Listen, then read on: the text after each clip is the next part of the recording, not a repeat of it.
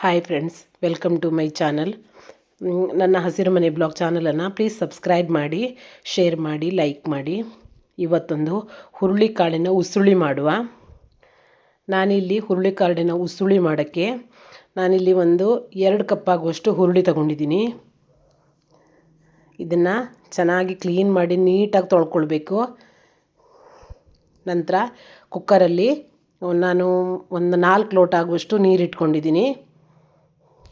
ಈ ಹುರುಳಿಕಾಳನ್ನು ಹಾಕ್ಕೊಂಡು 1 ಚಮಚ ಉಪ್ಪು ಹಾಕಿ ಬೇಯೋದಕ್ಕಿಡೋಣ. ಇದನ್ನು 5 ವಿಸಿಲ್ ಕೂಗ್ಸೋಣ.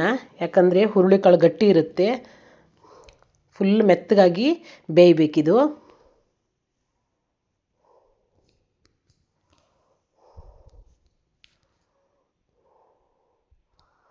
ನೋಡಿ, 5 ವಿಸಿಲ್ ಆದಮೇಲೆ ವಿಸಿಲ್ ಹೋಗಿದೆ. ಈಗ ಇದನ್ನು ತೆಗಿತಾ ಇದ್ದೀನಿ.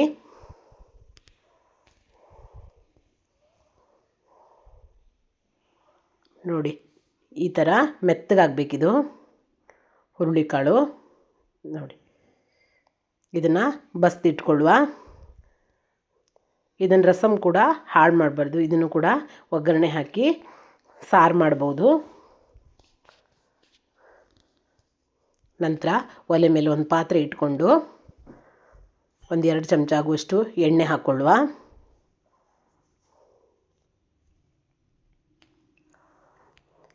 ನಂತರ ಇದಕ್ಕೆ ನಾನು 1 ಚಮಚ ಸಾಸಿವೆ, ಒಂದು ಸ್ವಲ್ಪ ಕರಿಬೇವಿನ ಎಲೆ, 1 ಒಣಮೆಣಸಿನ್ಕಾಯಿ ತಗೊಂಡಿದ್ದೀನಿ. ಇದನ್ನು ಸ್ವಲ್ಪ ಫ್ರೈ ಮಾಡಿಕೊಳ್ಳುವ. ಫ್ರೈ ಆದಮೇಲೆ ಇದಕ್ಕೆ ನಾವು ಕೊಬ್ಬರಿ ತುರಿನೂ ಹಾಕ್ಕೊಂಡು ಬಿಡುವ.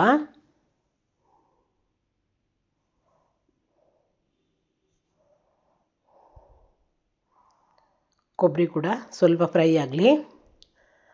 ನಂತರ ಇದಕ್ಕೆ ಬೆಲ್ಲ ಹಾಕ್ಕೊಳ್ಳುವ.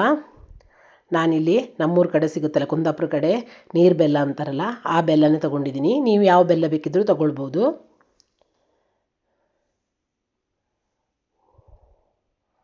ಈ ಬೆಲ್ಲ ತುಂಬ ರುಚಿಯಾಗಿರುತ್ತೆ. ಇದು ಚೆನ್ನಾಗಿ ಮಿಕ್ಸ್ ಆಗಬೇಕು. ಈಗ ಹುರುಳಿಕಾಳು ಹಾಕ್ಕೊಂಡು ಬಿಡುವ.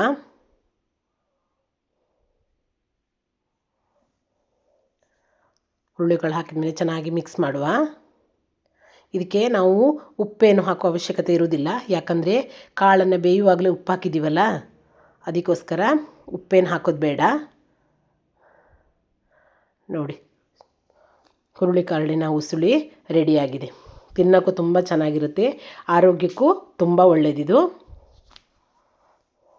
ನೀವು ಒಂದ್ಸಲಿ ಮನೆಯಲ್ಲಿ ಟ್ರೈ ಮಾಡಿ.